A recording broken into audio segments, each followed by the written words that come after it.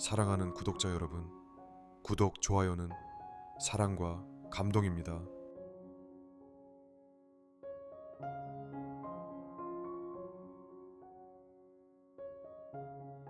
제목, 장미 한 송이, 인생 한 편. 누군가의 오늘은 우리가 모르는 수천 개의 어제를 지나왔다. 서울시청 앞 광장, 아침 7시 반, 사람들은 출근길에 바쁘게 움직인다. 검은 정장, 하이힐, 공허한 눈동자. 모두가 무언가에 쫓기듯 빠르게 걷는 그곳에 한 사람만은 늘 한결같은 속도로 앉아있다. 꽃 파는 할머니. 남색 앞치마에 머리엔 연보라색 수건을 둘둘 말아두른 작은 체구. 신문지 위엔 장미와 국화, 프리지아와 안개꽃이 가지런히 놓여있다. 가격은 단출하다. 한 송이 1,000원, 세 송이 2,000원. 어느 날 사회부 신입 기자였던 나도 그녀를 눈여겨보게 됐다. 호기심이 동한 나는 조심스럽게 말을 걸었다. 할머니, 꽃은 직접 키우신 거예요? 할머니는 쑥스러운 듯 웃으며 고개를 저었다. 아니야, 난 손이 야무지지 않아서. 성동시장에 가면 이른 새벽에 도매로 나와. 그걸 사와서 이렇게 팔지. 서울시청 한복판에서 아침마다 이 꽃을 누가 사갈까? 궁금했던 나에게 그녀는 대수롭지 않게 말했다. 생일인 직원들 위해 부장님이 자주 사가. 그리고 아침 회의 전에 사장님이 몰래 들고 가는 경우도 많아. 그날 이후 나는 출근길마다 일부러 시청 광장을 지나쳤다. 누군가는 무심하게 그녀 옆을 스쳐가고 누군가는 발을 멈춰 장미 한 송이를 사간다. 놀라운 건 그 할머니가 매일 아침 정시에 와서 정확히 9시 10분이면 떠난다는 것. 하루는 그녀가 보이지 않았다. 걱정이 되어 물어물어 그녀가 산다는 작은 단칸방을 찾아갔다. 좁은 골목 반지하방. 문을 두드리자 약간 놀란 듯 할머니가 나오셨다. 기자가 웬일이야? 나 감기 좀 걸려서 오늘 하루는 쉬었어. 안으로 들어가려다 나는 방 안에 걸려있는 낡은 사진 액자를 봤다. 검정 가운을 입은 중년 여성이 미국의 어느 강당에서 연단에 서 있는 모습. 그리고 그 아래 작게 쓰여 있는 영어 문구. 닥터 문. 하버드 의대 초대 교수 1978년. 나는 눈을 의심했다. 이 사진 할머니세요? 그녀는 멋쩍게 웃으며 고개를 끄덕였다. 그땐 내가 사람들 앞에 서서 말도 잘했지.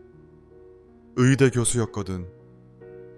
미국에서 15년 동안 강의도 하고 논문도 쓰고.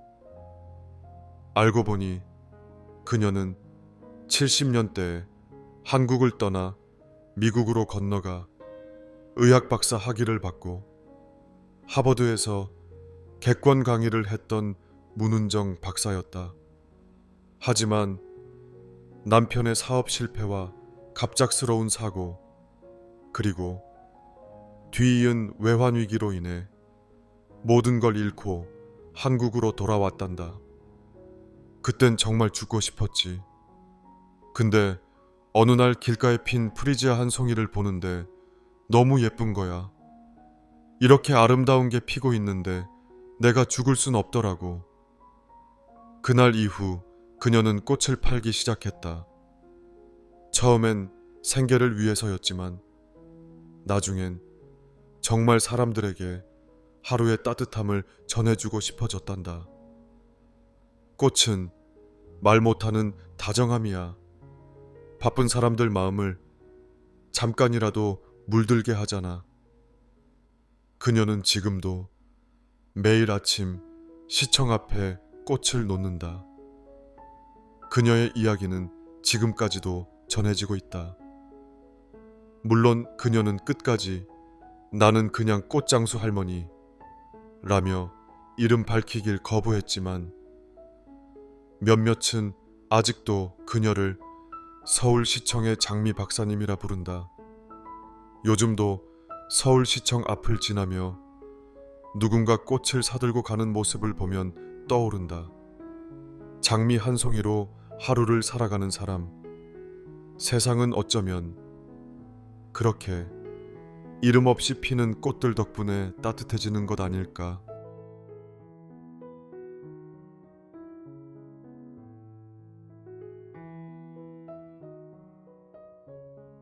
제목: 가방 속 편지 한 장. 작은 친절은 때로 누군가의 인생을 다시 여는 열쇠가 된다. 1988년 10월 대전역. 서울행 완행 열차가 플랫폼에 들어왔다. 늦가을 아침, 기온은 제법 싸늘했지만 승강장은 사람들의 숨결로 후끈했다. 전국체전을 마친 학생들, 출장 가는 회사원들, 그리고 누군가의 이별과 만남을 실은 수많은 뒷모습들. 그날 나는 대학 입시를 앞두고 서울로 논술 시험을 보러 가는 길이었다. 부모님이 없는 집안에서 자란 나는 생활비를 벌며 공부를 병행하느라 늘 바빴고, 그날도 새벽까지 알바를 하고 지하 새방에서 짐을 챙겨 나온 터였다. 플랫폼에 들어서자 한 중년 여성이 다급히 나에게 말을 걸었다. 학생, 서울 가는 기차 타지? 이것 좀 부탁할 수 있을까? 그녀의 손엔 오래돼 보이는 밤색 가방 하나가 들려 있었다. 누군가를 찾고 있었던 듯 허둥대던 그녀는 잠깐만 전달해달라는 말을 하며 조심스레 가방을 건넸다. 서울역에 도착하면 꼭 이 이름이 적힌 사람에게 줘야 해요. 저희 아들이에요. 연락이 안 돼서. 내심 불안했지만 얼굴이 자꾸 떠오르는 어머니와 겹쳐 보여 차마 거절할 수 없었다. 그렇게 나는 가방을 안고 서울행 열차에 몸을 실었다. 서울역 도착, 기차에서 내려 약속한 장소에 섰다. 하지만 10분, 20분, 30분이 지나도 누구도 오지 않았다. 가방에 적힌 이름은 이진호, 연락처도 없었다. 망설이다가 그냥 가방을 열어보기로 했다. 그 안에라도 무슨 단서가 있지 않을까 싶어서.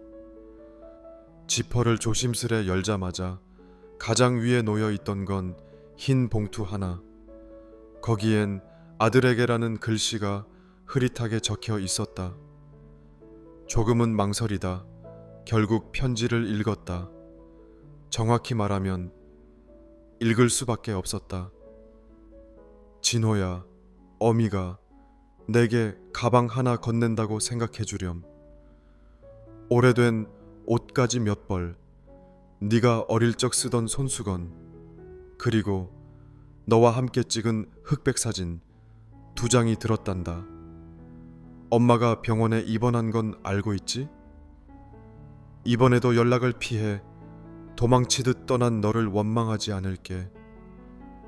다만 네가 이 편지를 읽는다면 잠깐이라도 내 마음 한 자락이 돌아오길 바랄 뿐이야.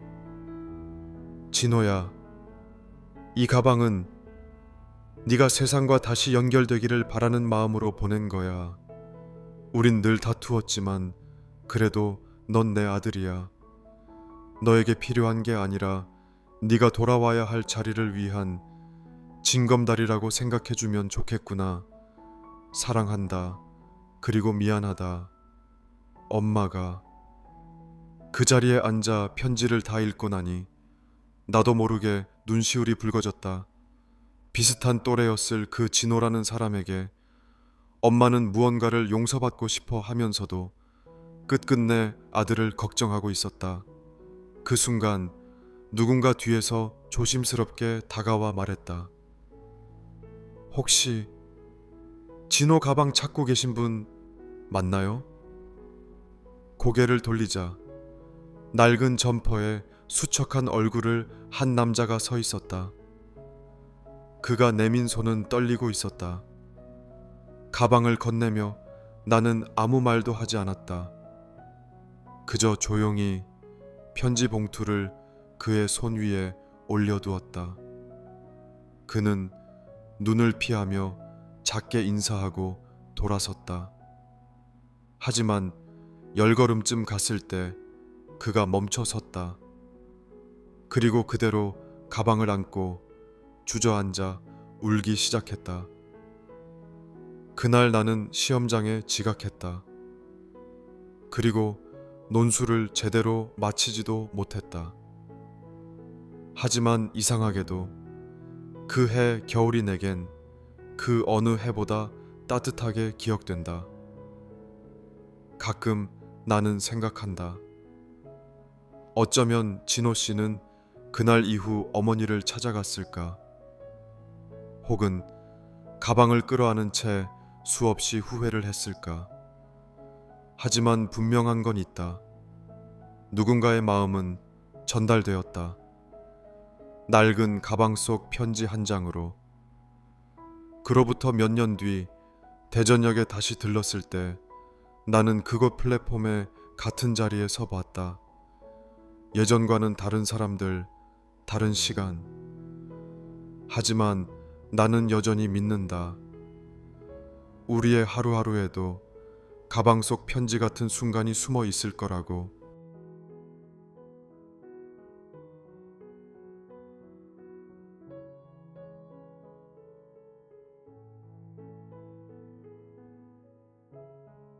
제목 지하철 2호선의 우산 세례. 세상을 바꾸는 건 거창한 용기가 아니라 작은 다정함이다. 1993년 여름 서울은 유난히도 장마가 길었다. 기상청은 하루가 멀다 하고 집중호우 시간당 30mm 이상 같은 말을 뉴스에서 반복했다. 비는 쉴 새 없이 쏟아졌고 사람들의 옷자락은 항상 눅눅했다. 그날도 마찬가지였다. 퇴근길 지하철 2호선. 강남역에서 잠실 방면으로 향하는 열차 안은 늘 그랬듯 만원이었고 사람들의 얼굴엔 피로와 짜증이 잔뜩 묻어 있었다. 그러던 중 삼성역 부근. 갑자기 열차가 멈췄다. 신호 장애로 인하여 열차가 잠시 정차합니다. 방송이 흐르자 사람들은 한숨을 쉬었고 몇몇은 시계를 확인하며 눈살을 찌푸렸다. 무더위와 눅눅함 그리고 답답함이 콧등 위로 올라오던 그 순간 누군가 큰 재채기를 했다. 애취! 모두가 고개를 돌렸고 한 젊은 여성이 머리를 감싸 쥐고 주저앉았다. 비에 흠뻑 젖은 듯 그녀는 머리부터 발끝까지 물에 젖어 있었고 들고 있던 비닐봉지는 찢어져 안에 있던 서류가 다 젖어 있었다. 알고 보니 그녀는 인근 고시학원에서 시험을 마치고 서둘러 돌아가던 중이었고 갑작스러운 소나기를 피하지 못해 우산도 없이 달려오다 젖어버린 것이었다. 그때였다. 지하철 한가운데 누군가 우산을 펼쳤다. 그리고 그 우산을 조용히 그 여성의 머리 위로 들어주었다. 순간 사람들은 당황했다. 지하철 안에서 우산을 펼치는 건 보통 눈총을 받는 일이니까. 하지만 이상하게도 아무도 뭐라 하지 않았다. 그녀가 울기 시작했기 때문이다. 조용히, 소리 없이 입을 틀어막고 어깨를 들썩이며. 그 모습을 보고 다른 누군가가 또 하나의 우산을 펼쳤다. 이번엔 그녀 옆자리에 앉아있던 노신사였다. 그리고 한 명 더, 한 명 더. 마치 도미노처럼 지하철 안 여기저기에서 사람들이 우산을 펴기 시작했다. 30초 전만 해도 숨막히던 열차, 아니 알록달록한 우산고추로 가득했다. 우산 아래서 누군가는 웃었고 누군가는 괜찮아요 하며 그녀의 젖은 서류를 조심스럽게 털어주었다. 그 광경은 누군가의 폴라로이드 카메라에 담겼고 며칠 뒤 한 신문에 서울 지하철에서 피어난 우산의 연대라는 제목으로 실리며 화제가 되었다. 우산을 처음 펼쳤던 사람은 결국 끝까지 이름을 밝히지 않았다. 하지만 당시 인터뷰를 했던 기자는 기사 말미에 이렇게 썼다. 기적은 멀리서 오지 않는다. 바로 우리 옆에서, 우리가 펼친 작은 우산 하나에서 시작된다.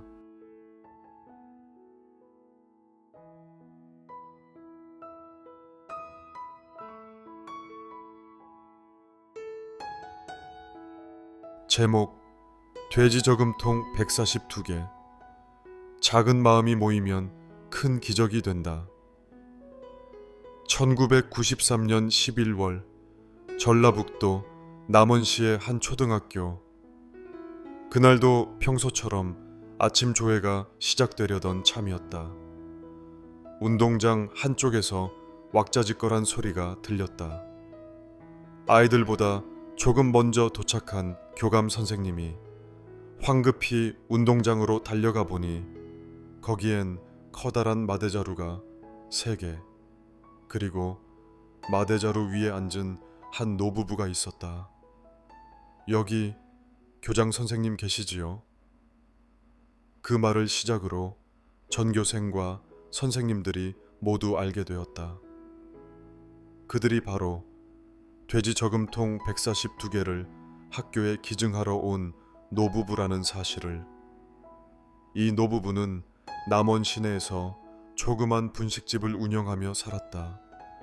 아이들 용돈 몇백 원을 아끼던 그 시절, 동네 아이들이 김밥 하나 사 먹고 거스름 돈을 저금통에 넣고 가면 할머니는 이건 공부 잘하라고 모아주는 거다 라며 수첩에 이름을 적어두었다. 그렇게 모은 돼지 저금통이 142개. 무려 10년 가까이 쌓인 것이었다. 처음엔 단순히 가게에 놀러오는 아이들에게 돼지 저금통을 나눠주고 남은 거스름 돈을 넣어주며 시작된 일이었다. 하지만 시간이 지나며 노부부는 그 돈을 아이들의 장학금으로 쓰기로 마음먹었다. 그리고 1993년 드디어 그 돼지 저금통들을 꺼내든 것이다. 그날 아침 조회는 예정에 없던 특별한 장으로 바뀌었다. 교장 선생님은 교무실에서 가장 무거운 돼지 저금통을 열어 보여주며 말했다. 이 안에는 동전만 들어있는 것이 아닙니다. 정성과 사랑, 그리고 이분들의 지난 10년이 담겨 있습니다. 아이들은 놀라움에 눈이 동그래졌고 선생님들도 눈시울을 훔쳤다. 그중 어떤 여학생 하나는 갑자기 뛰어나가더니 돼지 저금통을 만든 할머니 품에 안겼다. 그 아이는 유독 형편이 어려워 한때 전학을 고민했던 학생이었다. 할머니는 그 아이의 등을 토닥이며 말했다. 너는 웃는 얼굴이 예뻐. 꼭 하고 싶은 공부 다 해야 해. 돼지 저금통 142개는 그해 연말 지역 장학재단에 기탁되었다. 기록에 따르면 총 모금액은 약 580만 원. 동전과 소액 지폐가 대부분이었지만 그 상징성은 지역 신문에도 실리며 큰 화제가 되었다. 그 후 분식집은 장학금 김밥집으로 불렸고 할머니와 할아버지는 몇 년 뒤 조용히 가게 문을 닫았다. 그리고 송을씨로 쓴 메모 한 장을 유리창에 붙여두었다. 아이들아, 잘 자라다오. 우리는 너희가 웃는 세상이 제일 좋아.